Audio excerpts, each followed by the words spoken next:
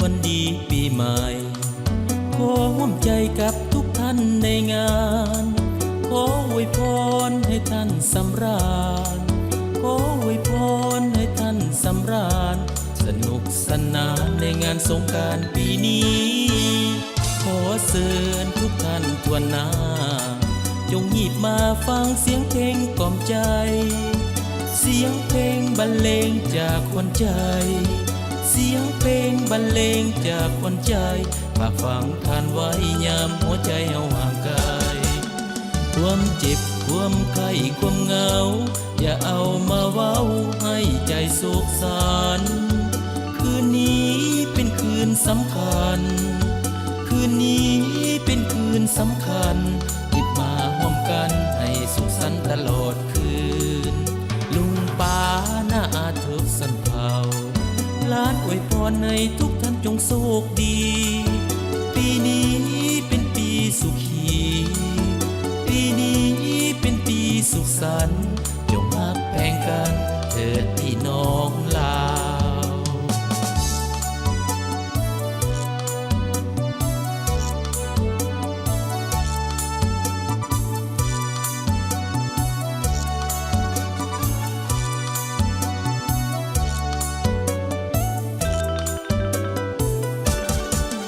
ความเจ็บความไข้ความเหงาอย่าเอามาเว้าให้ใจโศกสันคืนนี้เป็นคืนสำคัญคืนนี้เป็นคืนสำคัญหยิบมาร่วมกันให้สุขสันต์ตลอดคืนลุงป้าน้าอาทุกสันเผาหลานอวยพรให้ทุกท่านจงโชคดีปีนี้เป็นปีสุขีปีนี้เป็นปีสุขสันต์จงรักแพงกันเถิดพี่น้องลาวจงรักแพงกันเถิดพี่น้องลาวจงรักแพงกันเถิดพี่น้องลาว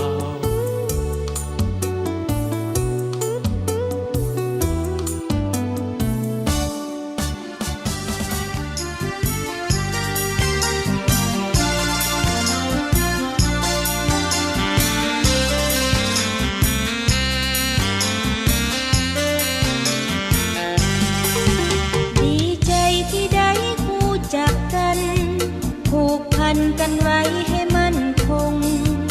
หักแพงกันไปให้ยืนยงเข้ามาลำวงสร้างสรรค์ไมตรีดีใจที่ได้มาพบกันสุขสันต์สำราญให้เต็มที่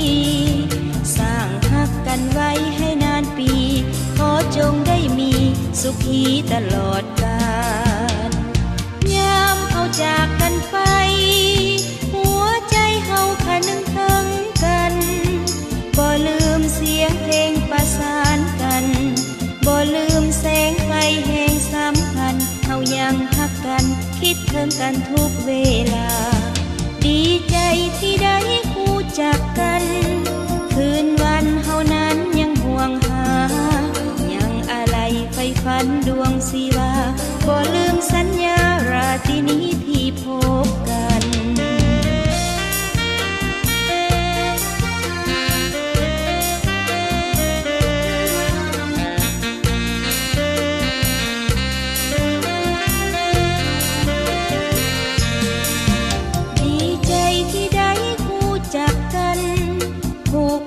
กันไว้ให้มั่นคงหักแพงกันไปให้ยืนยงเข้ามาลำวงสร้างสรรค์ไมตรีดีใจที่ได้มาพบกันสุขสันต์สำราญให้เต็มที่สร้างหักกันไว้ให้นานปีขอจงได้มีสุขีตลอดกาลยามเอาจากกันไปหัวใจเฮาคะนึงถึงกันบ่ลืมเสียงเพลงประสานกัน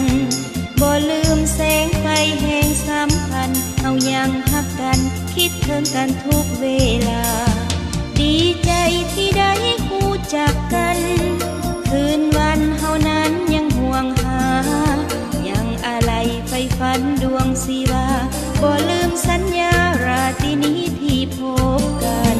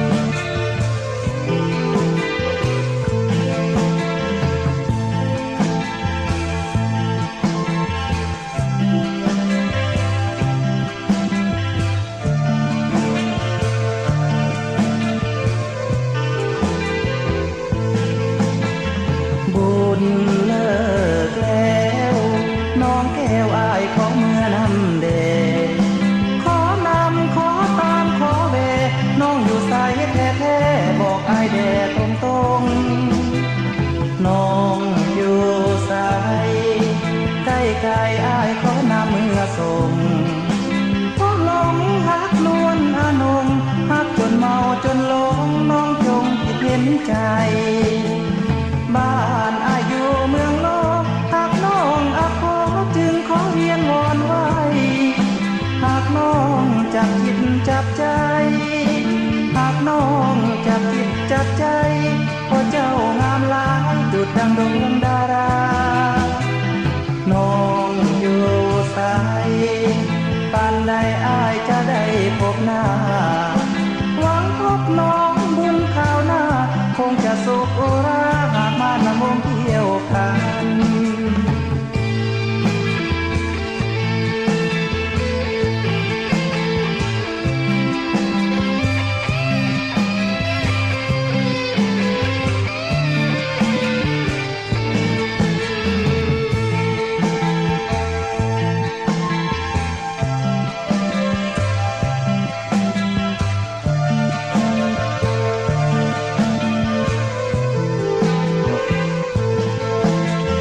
บ้านอายอยู่เมืองโล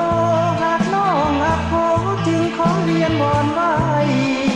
หากน้องจับจิตจับใจหากน้องจับจิตจับใจเพราะเจ้างามหลายดุจดังดวงดาราน้องอยู่ใสปานใดอายจะได้พบหน้าหวังพบน้องบุญข้าวหน้าคงจะสุขอุราหากมานำวงเที่ยวกันคงสุขอุราหากมานำวงเที่ยวกันคงสุขอุราหากมานำวงเที่ยว